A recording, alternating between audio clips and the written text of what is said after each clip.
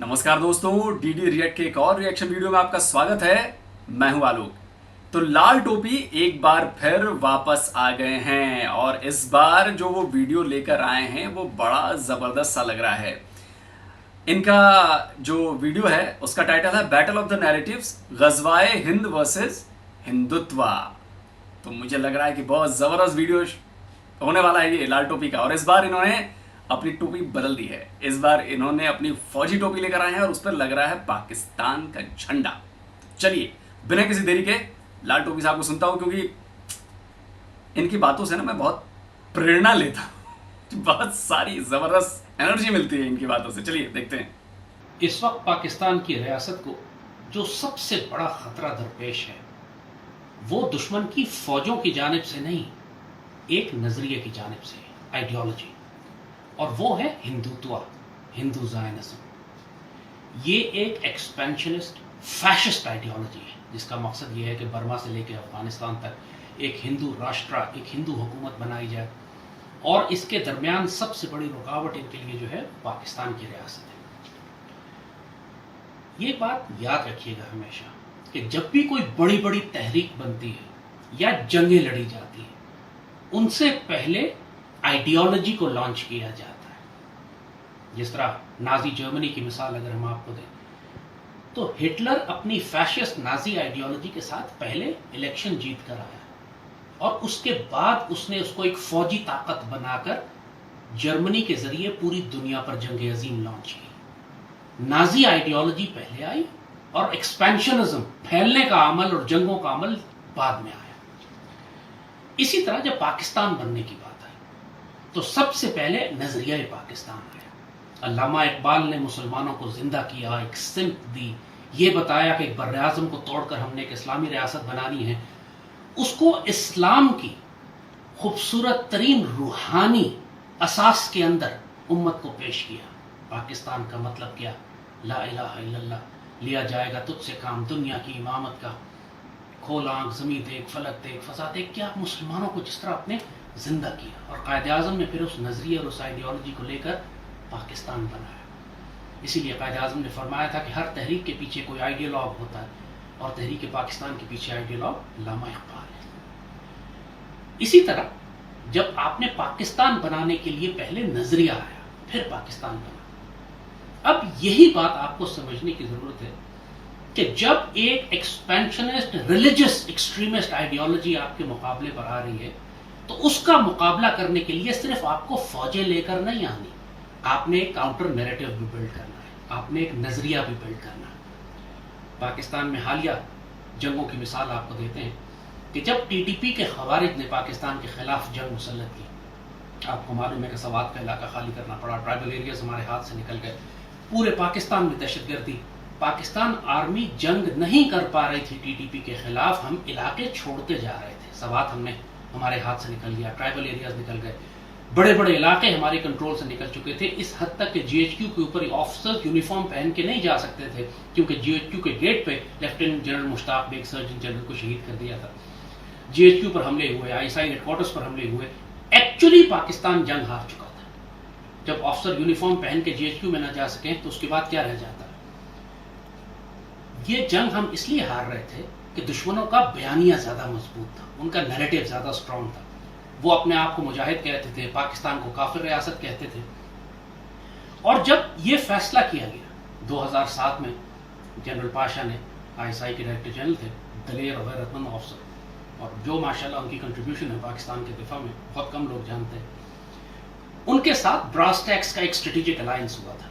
उस वक्त ये फैसला किया गया था कि हिंदू ज़ायनिज़्म जो इंडिया में उठ रहा है उसको रोकने के लिए और खवारिज को और टीटीपी को रोकने के लिए पाक इस्लाम और कुरान की बुनियाद पर एक रिलीजियस काउंटर नैरेटिव बिल्ड किया जाएगा। हमारा बयानिया हमारी रूहानी असास के अंदर होगा। पाकिस्तान की बुनियाद इस्लाम पर है। हम जो भी बयानिया बनाएंगे उसकी जड़ें इस्लाम और कुरान और सुन्नत में होंगी। अच्छा लाल टोपी भाई साहब, आपको लाल टोपी कहने का मन करता है यार, क्योंकि आप भले कुछ भी बदल लें, आप कोई भी वेशभूषा बदल लें, किसी की भी खाल पहन लें, लेकिन रहेंगे अंदर से वही। कहना नहीं चाहता मैं तो। अच्छा अब इनकी बातों को ज़रा ध्यान से सुनिए। ये जो सारी चीज़ें करे इस्लाम के मुताबिक देश बना, इस्लाम के बिना पर देश बना, इस्लाम का नैरेटिव, इस्लाम का ये, इस्लाम का वो, इस्लाम को फॉलो करो, इस्लाम को ये करो। और भाई जब हम अपने हिंदुत्व को फॉलो कर रहे हैं, हम अपने हिंदुत्व से आतंक नहीं फैलाते। आपके प्रधानमंत्री, आप ही के प्रधानमंत्री ने इमरान खान, उन्होंने स्वीकार किया ना कि हमारी सेना ने 40,000 आतंकवादियों को ट्रेन किया। आप आतंकवादी पालोगे तो डसेंगे वही ना पलट के। फिर सांप पालोगे अपने घर में तो सांप डसेगा ना। जब कहीं और जाने का रास्ता उसको नहीं मिलेगा तो अपने मालिक को डस लेता है वो। यही हुआ आपके साथ, और इसका जिम्मेदार आप भारत को बता रहे हो, हिंदुत्व को बता रहे हो। हिंदुत्व को जानते नहीं हो आप दुनिया भर में उठा के देख लो कितने हिंदुत्व के एजेंडे पर चले और उन्होंने आतंकी कार्रवाई की है। आप देख लो ना। मतलब आप अपनी ही बातों को काउंटर कर रहे हो कि सारी चीजें आप इस्लाम के हिसाब से करो, इस्लाम का नैरेटिव बनाओ, इस्लाम के उससे चलो, सब कुछ करो, मुझे उस पर आपत्ति नहीं है। आप चलिए, आपका देश है, आपके हिसाब से चीजें चलेंगी। लेकिन यही काम जब सामने वाला देश करता है कि भाई वो अपने हिंदुत्व के एजेंडे को फैला रहा है क्योंकि वहां पे हिंदू बहुसंख्यक है, तो भाई आपको ये बुरा लग रहा है। क्यों भाई? वही काम आप कर रहे हो तो ठीक है, वो भी आप आतंकवाद वाले परिवेश में कर रहे हो। हमारा वैसा कोई नाता नहीं है। हम जो अपना काम कर रहे हैं ना डेवलपमेंट के लिए कर रहे हैं। हम किसी को जबरन धर्म परिवर्तन नहीं कराते। हमारे यहां गर्दन पे बंदूक रख के और लड़कियों को अगवा करके ऐसा नहीं करते हम। वो आपके यहां होता है। अहमदियों के साथ, शियाओं के साथ क्या कर रहे हो आप, हमें पता है। उसके बाद आप बात करते हो हिंदुत्व की। कौन सा हिंदुत्व आपके खिलाफ जाके उसने साजिश रचती? भाई आके देखो कभी यार। इस जैद हामिद लाल टोपी को ना हमारे देश में बुलाओ, इसको यहाँ पे 2-4 साल रखो और घुमाओ, तब इसको समझ में आएगा। हालांकि मुझे लगता है कि खैर समझ में नहीं आएगा, पीड एजेंट है। खैर कोई बात नहीं, आगे देखते हैं भाई सब क्या कह रहे हैं। तो ये फैसला उस वक्त किया गया, और आप जो लोग तारीख याद रखते हैं उनको मालूम है कि उस वक्त 2008 में हमने हिंदू ज़ायनिज़्म पर प्रोग्राम किए थे। मोदी को तो लोगों ने आप देखा है। ये जो हिंदुत्व की आइडियोलॉजी तो लोगों को अब पता चल रही है। 2007-8 में किसी ने इनका नाम भी नहीं सुना, लेकिन ब्रास टैक्स ने टेलीविजन पर सीरीज करके हमने हिंदुत्व आइडियोलॉजी को एक्सपोज किया। हिंदू ज़ायनिज़्म की इस्तिलाह भी मेरी दी हुई थी। और दूसरी जानिब हमने खवारिज, टीटीपी के खिलाफ खवारिज का तस्वुर बिल्ड किया। सईदी रसूलुल्लाह की हदीस निकाली, उससे साबित किया कि ये इस्लाम के मुजाहिद नहीं बल्कि जहन्नुम के कुत्ते हैं। और जब ये नजरिया पूरी कौम में फैला, फौज को पता लगा, हमारे कबायली इलाकों में लोगों ने इनकी हकीकत को जाना कि सईदी रसूलुल्लाह ने टीटीपी के बारे में क्या फरमाया हुआ। इसके बाद पाकिस्तान आर्मी इस काबिल हुई कि फौजी ऑपरेशन करके इनको पीछे हटा सके। जब इसको हिमायत मिलना शुरू हो गई कबायली इलाकों से और कौम से, वरना पहले कौम खिलाफ थी पाक फौज के। जब हम अपनी फौज की कुर्बानियां याद करते हैं, बड़ी जिद्दोजहद करके और कुर्बानियां देकर हमने इतने शहदा देकर अपने इलाके आज़ाद कराए, ये कभी ना भूलिएगा कि पाक फौज कभी भी ये ऑपरेशन नहीं कर सकती थी, कामयाबियां नहीं ले सकती थी, अगर हम बयानिए की जंग में, नैरेटिव की जंग में सबसे पहले टीटीपी को शिकस्त न देते। ये माइनफील्ड जो पहले बारूदी सुरंग बिछी हुई थी हमारी कौम के रास्ते में, इस बारूदी सुरंग को बयानिए की जंग में शिकस्त दी गई। पहले हमने इनको टीवी पर डिस्ट्रॉय किया, नैरेटिव में डिस्ट्रॉय किया, इनके बयानिए को तबाह किया, इनको मॉरल हाई ग्राउंड से उतारकर जहन्नुम के गड्ढे में गिराया। जब ये जलील और रुस्वा हो गए कौम में, इसके बाद पाक फौज ने जाकर इनको तबाह बर्बाद किया। इसी तरह अब जब भारत के खिलाफ हम बात करते हैं तो भारत की जितनी जंगी तैयारियां इस वक्त हो रही हैं। अच्छा, यहाँ पर रुकूंगा जरा। ये टीटीपी वाली बात जो कह रहे हैं ना, इनका जवाब दे दूं। अच्छा, टीटीपी बर्बाद हो गई, जहन्नुम में चली गई। क्या आजाद कराया आपने? बलूचिस्तान आपके कंट्रोल में है क्या? वजीरिस्तान आपके कंट्रोल में है क्या? फाटा वाला एरिया जो है कंट्रोल में है क्या आपके? सिंध में भी बहुत ज्यादा कंट्रोल में है क्या? पंजाब थोड़ा बहुत कंट्रोल में है, बाकी कुछ भी कंट्रोल में नहीं है आपके। पश्तून कंट्रोल में आपके हैं। ये बेसिकली देखिए, अब ये नैरेटिव कैसे जो आईएसआई और सेना है ना, वो कैसे बदलवा रही है ज़ैद हामिद से कि भाई इनको सुनिए, देखिए हम हारे नहीं हैं, हमारी नीतियां फेल नहीं हो रही हैं, आप इनको सुनिए, इनकी पीठ पीछे हम छुपे हुए हैं। ये होता है। और आप देखते रहिए, आप लोग इसी लाइन पे चलिए, हमें जंग करने की जरूरत नहीं पड़ेगी आपसे। आप अपने आप को ख़त्म कर लोगे और ख़त्म कर रहे हो। आप कभी सर्च करो, आप एफडीआई में कहाँ हमसे आगे थे पहले। आप पर कैपिटा इनकम में साल 2005 तक 6 तक भी आप हमसे आगे थे। क्या बात करते हो यार, आप लोगों ने अपने देश का कबाड़ कर दिया है, कबाड़ बिल्कुल गर्त में ला दिया है और आगे भी जा रहा है, क्योंकि आपकी नीतियां जो है ना डिस्ट्रक्टिव हैं। आप भारत को किसी भी तरह से तबाह करना चाहते हो, और हो क्या रहा है, भारत आबाद हो रहा है, आप तबाह हो रहे हैं, क्योंकि ये तो प्रकृति का नियम है ना यार। आप किसी को तबाह करने की सोचोगे ना तो प्रकृति आप ही को तबाह करना शुरू कर देगी, और वही हो रहा है। देख लो आप, भस्मासुर बन चुके हो आप लोग। अभी भी वक्त है, संभल जाओ, अपने देश को विकसित करो। छोड़ दो भारत पर हमले करना यार, छोड़ दो, भारत से अपना ध्यान हटाकर अपने देश पर लगाओ, तब जाके आगे बढ़ोगे। लेकिन देखिए ज़ैद आमिर जैसे क्या कहा था इन्होंने टीटीपी वालों को, वही ये अब बता रहे हैं कि कैसे इन्होंने कर दिया। क्या किया आपकी पाक फौज ने यार, 4 लड़ाइयां हारी, आधा देश आपका टूट गया। शर्म नहीं आती आप लोगों को बोलते हुए यार, आधा देश आप लोगों का चला गया। और पाक फौज ने क्या किया, कंट्रोल निकला जा रहा है आपके बलूचिस्तान से। क्या करिए पाकिस्तानी फौज, पश्तूनों पर धमकियां दे रहे हो आप कि सबको मार देंगे मार देंगे मार देंगे, और वहां भी कंट्रोल हटा जा रहा है। बताओ क्या कर रहे हो आप, बात करते हो पाकिस्तानी फौज। वो नजर आ रहा है सबको कि एक बहुत बड़ी जंग की तैयारी है। अब वो बालाकोट की तरह के बमबारी करके भाग नहीं जाएंगे, वो पाकिस्तान के इलाकों पर कब्जा करना चाहते हैं। अरे इन्होंने भी मान लिया कि बालाकोट में आके बमबारी की थी भारत ने। अरे वाह, पाकिस्तानियों बधाई हो, मान रहे भाई साहब कि बालाकोट में हमारे जहाज गए थे, बमबारी की थी, और आपके बकौल आप लोगों के दरख्त गिर गए, कौवे मर गए। चलो कोई बात नहीं यार, दरख्त ही मारे, कुछ कौवे मार दिए हमने, गए थे ना। इन्होंने भी मान लिया, धीरे धीरे सब मानोगे भैया, तनाव। पाकिस्तान के इलाकों पर कब्जा करना चाहते हैं, मैसिव इन्वेजन। लेकिन ये सब कुछ एक आइडियोलॉजी के नीचे हो रहा है, और वो है हिंदुत्व। पिछले दिनों प्राइम मिनिस्टर इमरान खान ने भी ये बात की कि हम तो हिंदुस्तान से अमन की बात करना चाहते थे, लेकिन रास्ते में हिंदुत्व की आइडियोलॉजी आ गई। एग्जैक्टली। और ये आइडियोलॉजी अब कभी पीछे नहीं हटेगी, ये आगे बढ़ेगी। इसका काम है, जिस तरह जर्मनी का काम था उस वक्त फैशिस्ट आइडियोलॉजी थी कि पूरी दुनिया पे, यूरोप पे, रशिया पे उसने हमला करके जंग अजीम बर्पा कर दी, यही हिंदुत्व करेगी सूनर और लेटर। आप इस पर बहस कर सकते हैं कि कल करे, 6 महीने बाद करे, 1 साल बाद करे, लेकिन इस पर बहस नहीं कर सकते कि ये करेगी या नहीं करेगी। और जब इस हिंदुत्व आइडियोलॉजी के खिलाफ आपने अपनी कौम को इकट्ठा करना है, तो आपका रियासती बयानिया क्या होगा? अभी तक हमारे पाकिस्तानी स्टेट के पास कोई बयानिया नहीं है।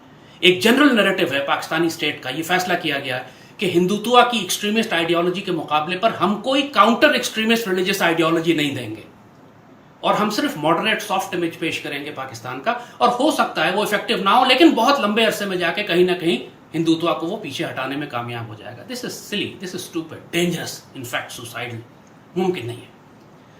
जब तक आप हिंदुत्व के मुकाबले पर एक मजबूत इस्लामी बयानिया, जो कि हमारे दीन में जिसकी बुनियादें हैं, उसको लेकर नहीं उठेंगे, आप हिंदुत्व का मुकाबला नहीं कर सकते, अपनी कौम को इकट्ठे नहीं कर सकते। हमारी पाकिस्तानी रियासत, हमारे सारे सूबों का मिजाज, उनकी सकाफत, उनकी तहजीब, सब कुछ अलग है। हमें क्या चीज़ जोड़ के रखती है? इस्लाम। हमने इस्लाम की बुनियाद पर यह मुल्क बनाया था, और इसीलिए जब तक के गज़वा हिंद की डॉक्ट्रिन हमारी नेशनल सिक्योरिटी डॉक्ट्रिन नहीं बनती है, आप हिंदुत्व का मुकाबला नहीं कर सकते। पाकिस्तानी रियासत अभी भी गज़वा हिंद का नाम इस्तेमाल करते शर्माती है, जबकि हिंदुत्व की रियासत नहीं शर्मा रहे। मोदी और उसके सारे वजीर, उसके जनरल, उसकी रियासत, वो तो खुल के बात कर रहे हैं हिंदुत्व आइडियोलॉजी की। हम क्यों शर्मा रहे हैं अपने दीन को इस्तेमाल करते हुए, डिप्लॉय करते हुए? जो हुक्म है, जिसकी बिशारत है, जो हमारे लिए स्पिरिचुअल स्ट्रेंथ है, हमारी रूहानी ताकत है हमारी, यही बात अब बयान करने की है कि यही वो आइडियोलॉजी। इस वक्त हम सुबाइयत में तकसीम हो गए, कौमियत में, लसानियत में, फ़िरक़ावारियत में। हमें जो चीज़ इकट्ठी करेगी वो हमारा दुश्मन करेगा, और दुश्मन के खिलाफ हमें एक बयानिया तैयार करना है जो हम सब के लिए काबिल कबूल हो, कुरान सुन्नत की बुनियाद पे हो, सैयदी रसूलुल्लाह की हदीस के मुताबिक हो, और हमारी मिलिट्री डॉक्ट्रिन हो। सदियों तक इस्लामी सल्तनतों ने इसी तरह किया। जितने, चाहे वो उमैयद हों, चाहे अब्बासी हों, उसके बाद उस्मानी हों, सब ने अपनी मिलिट्री डॉक्ट्रिन सैयदी रसूलुल्लाह की उस हदीस शरीफ पे बनाई थी कि कुस्तुनतुनिया लाजमन फतह हो जाएगा, और जो अमीर उसको फतह करेगा वो जन्नती होगा, जो फौज करेगी जन्नती। तो पाकिस्तान क्यों अपनी मिलिट्री डॉक्ट्रिन गज़वा हिंद की हदीस पे नहीं बनाता? हमारा सर्वाइवल इसी पे। आज हम इनकार भी करते रहे तो कल जब ये हिंदुत्व हमारे घरों में दाखिल हो जाएगा, उस वक्त मजबूरन हम गज़वा हिंद की बात करेंगे। तो क्यों मार खाकर, जलील होकर, अपने इलाके दुश्मन के हाथ में देकर फिर गज़वा हिंद की बात करनी है? अभी क्यों नहीं करते? कौम को इकट्ठा क्यों नहीं करते? यही हमारा, और ये इतना पावरफुल साइकोलॉजिकल वेपन है हमारे हाथ में कि जब हिंदू सुनता है, हिंदू ज़ायनिस्ट जब ये सुनते हैं ग़ज़वा हिंद की बात, उनकी टांगें कांप जाती हैं, उनके वजूद के पसीने छूट जाते हैं, इसलिए कि हिस्ट्री का बैगेज है उनके ऊपर। उनको पता है कि 1000 साल मुसलमान मगरब से आते रहे और दिल्ली पर कब्जा करते रहे, 1000 साल की गुलामी है। बहुत सख्त खौफ है उनको इस बात का कि मगरब से कोई और फौज दोबारा ना आ जाए और आकर पानीपत में इनको शिकस्त दे और दिल्ली पर कब्जा कर ले। बहुत शदीद खौफ है उनको, और ये खौफ बढ़ जाता है जब आप ग़ज़वा हिंद की बात करते हैं नफ्सियाती तौर। अरे डर गया भाई साहब, डर गया मैं तो ग़ज़वा हिंद से भैया, डर गया हूँ मैं, बहुत तगड़े वाला डरा हूँ। कितनी बार जलील हो गए यार तुम लोग, कितनी बार जलील हो गए। 47 में जलील हुए, 65 में जलील हुए, 71 में जलील हुए, 84 में जलील हुए, 99 में जलील हुए, बालाकोट में जलील हुए, सर्जिकल स्ट्राइक पे जलील हुए। क्या जलील हो गए यार तुम लोग, कितना एकदम बेशरम हो यार तुम लोग यार। इन जैसे लोग, अरे कौन सा ग़ज़वा हिंद यार। अब तुमसे डरते ना अब तक तो तुम्हारी ये हालत ना हो रही होती।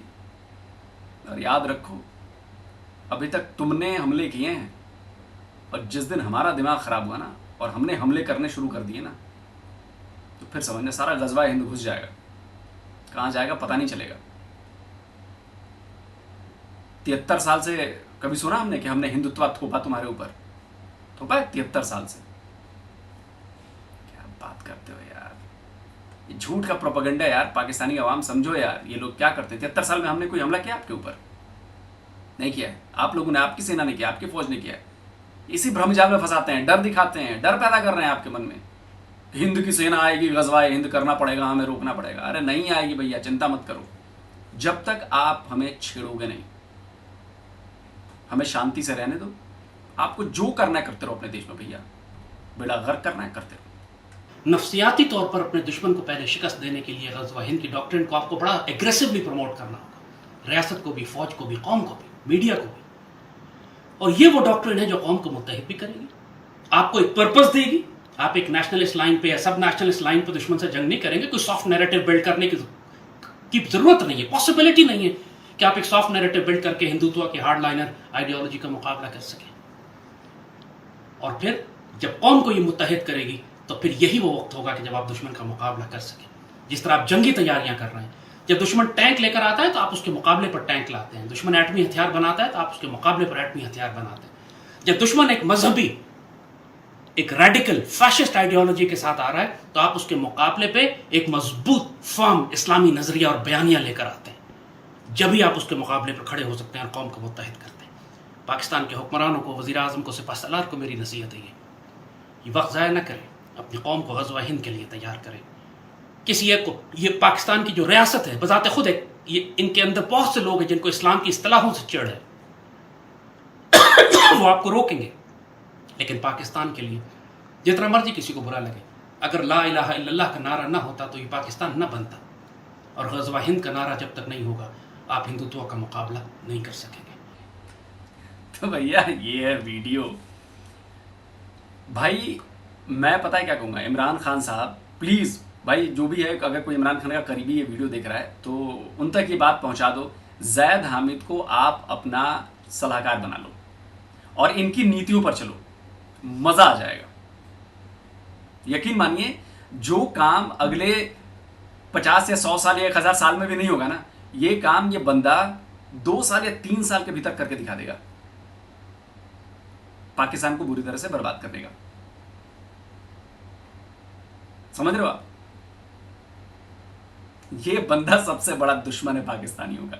और खैर ठीक है यार, करो भैया, हमारे लिए तो फायदेमंद है ये जो बंदा है ना, ये भारत के लिए बहुत फायदेमंद है।